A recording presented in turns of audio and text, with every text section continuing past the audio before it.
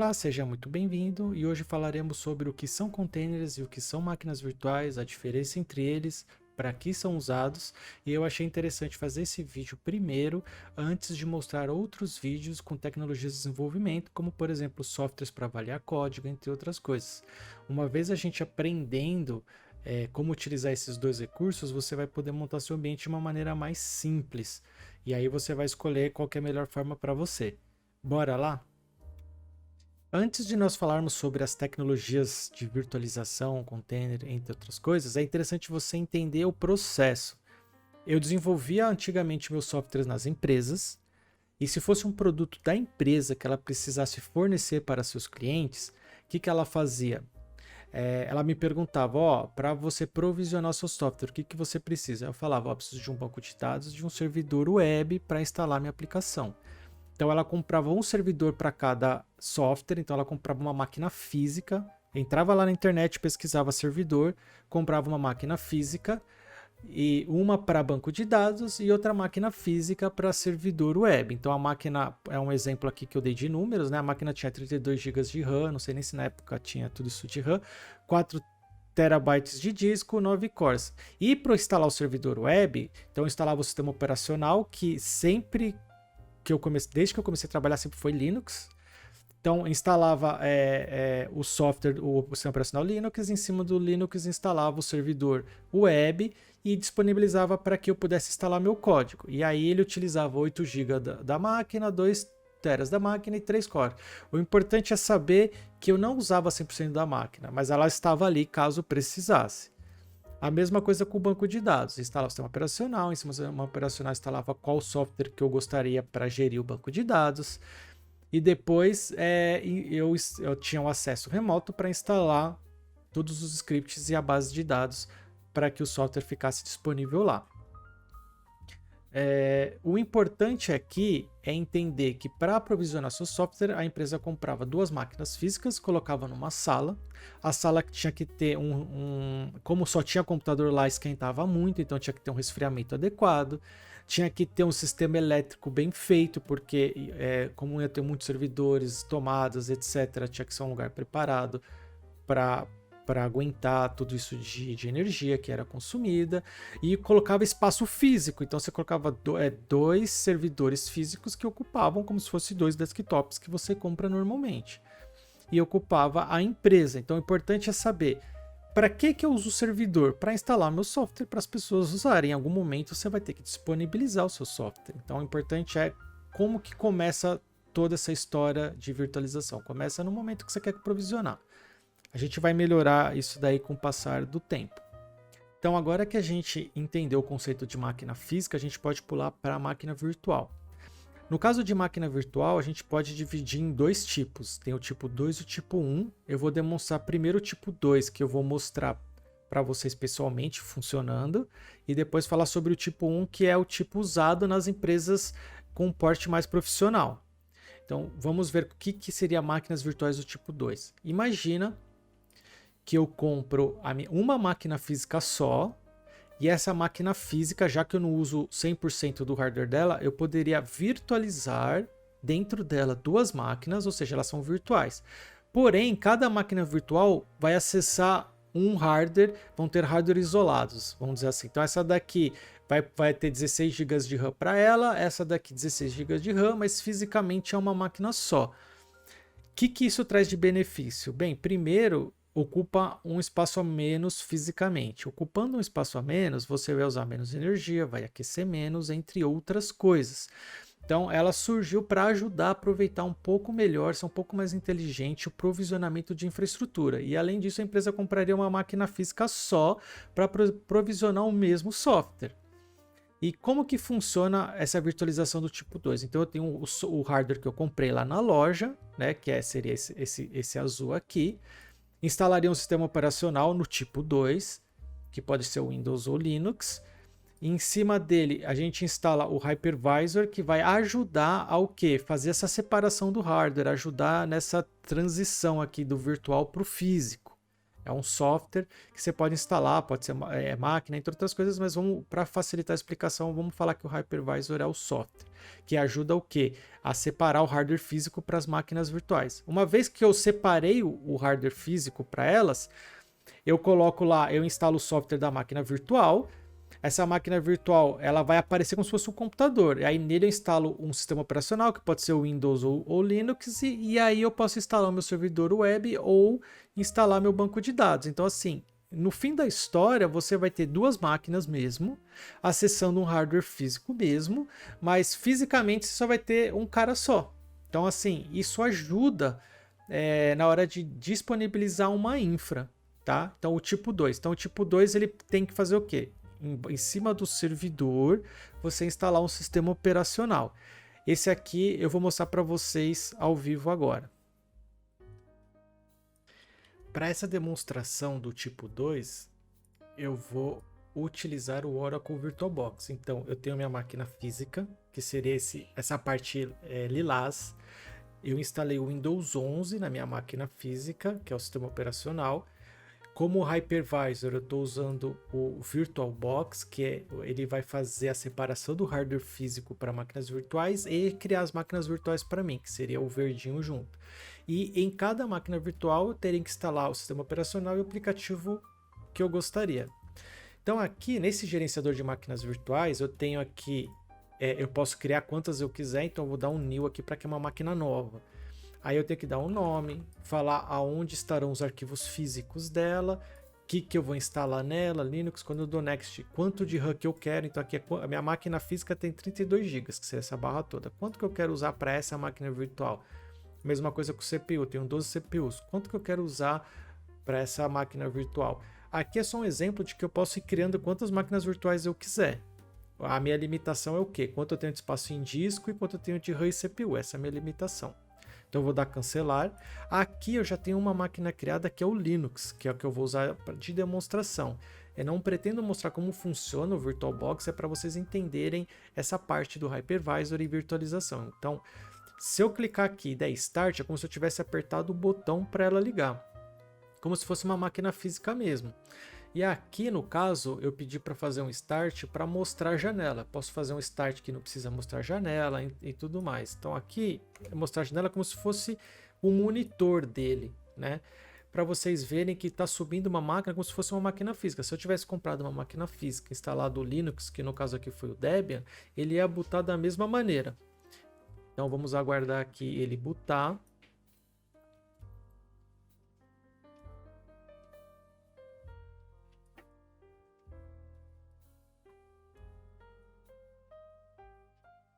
Aqui já está entrando. Aí ele bootou. E aí eu vou digitar a senha para logar. E entrei no meu sistema operacional.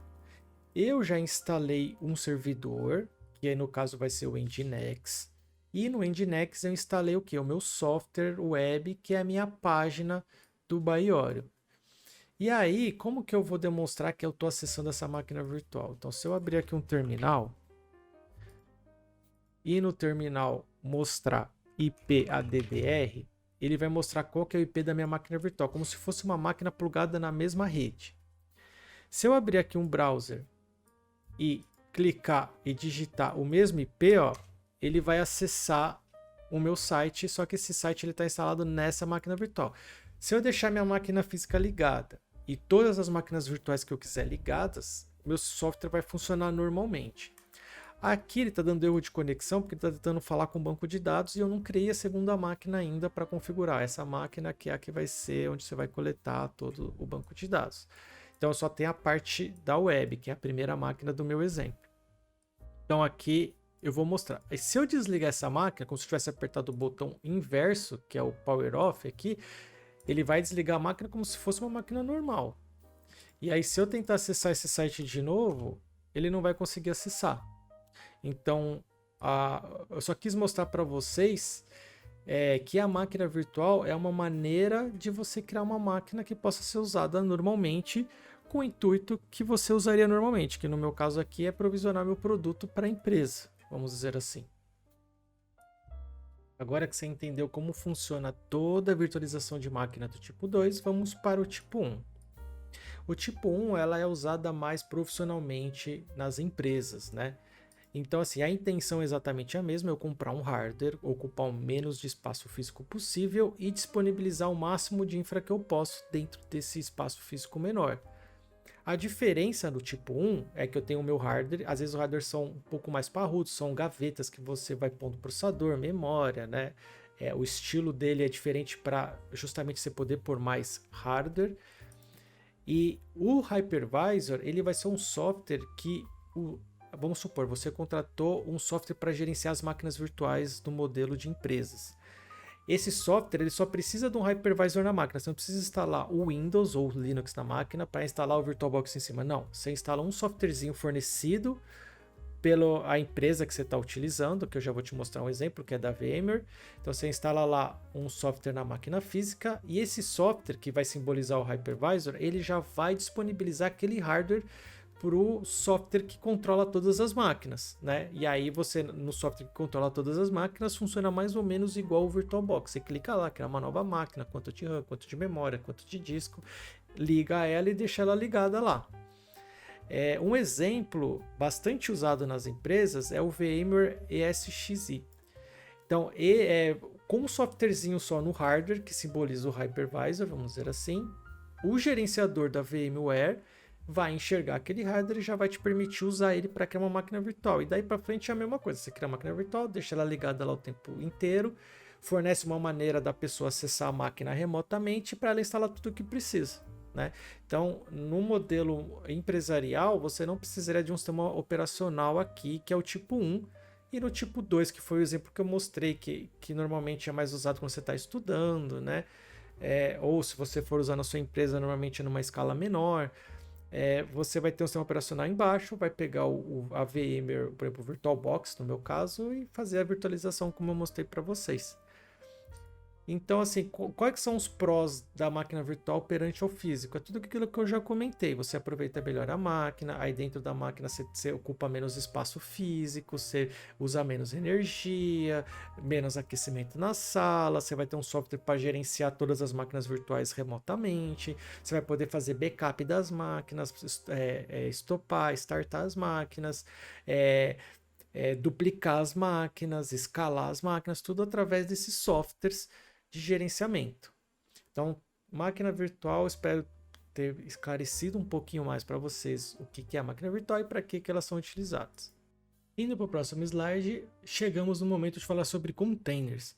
Qual que é o meu objetivo do containers? Bem, eu tenho a mesma situação, eu tenho uma máquina física e eu quero criar uma máquina para provisionar meu site e outra para provisionar o banco de dados. A utilidade continua sendo a mesma.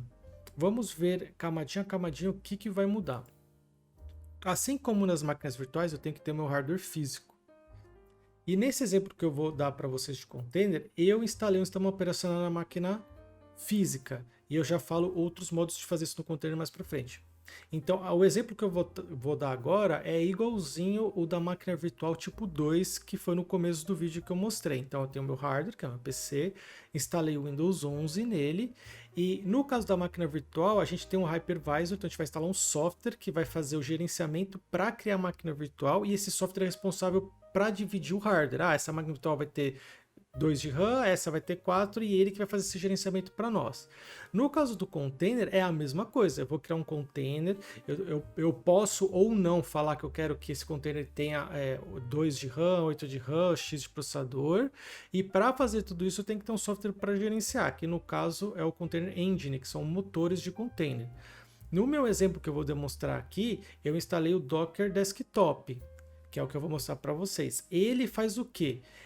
Quando eu crio uma virtualização, e minha virtualização eu quero usar disco, eu quero usar processador, essa virtualização vai acionar esse motor e esse motor vai fazer o meio de campo com o sistema operacional.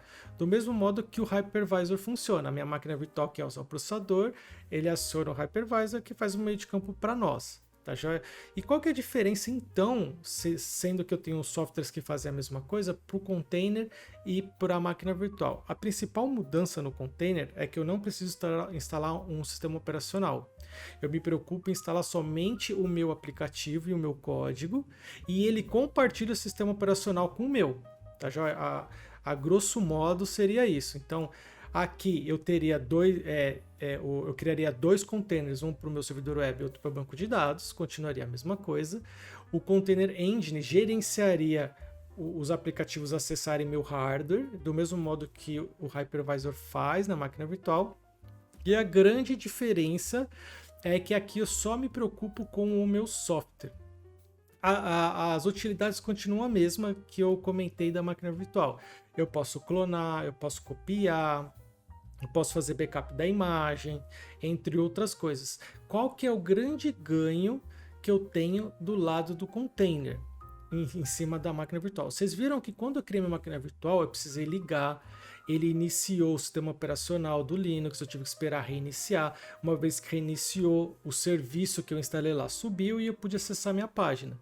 No caso do container, eu não instalo um sistema operacional, só instalo o servidor e meu código, porque ele vai usar como base o sistema operacional que eu estou usando. Então, a subida é muito mais rápida. Por quê? Porque ele só sobe o meu software, não sobe um sistema operacional inteiro. Esse é o primeiro ganho, a velocidade para subir.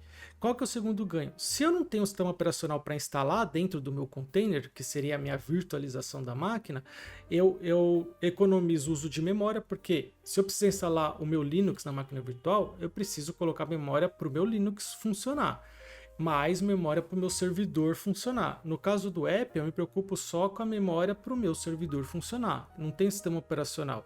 Então, eu utilizo menos hardware.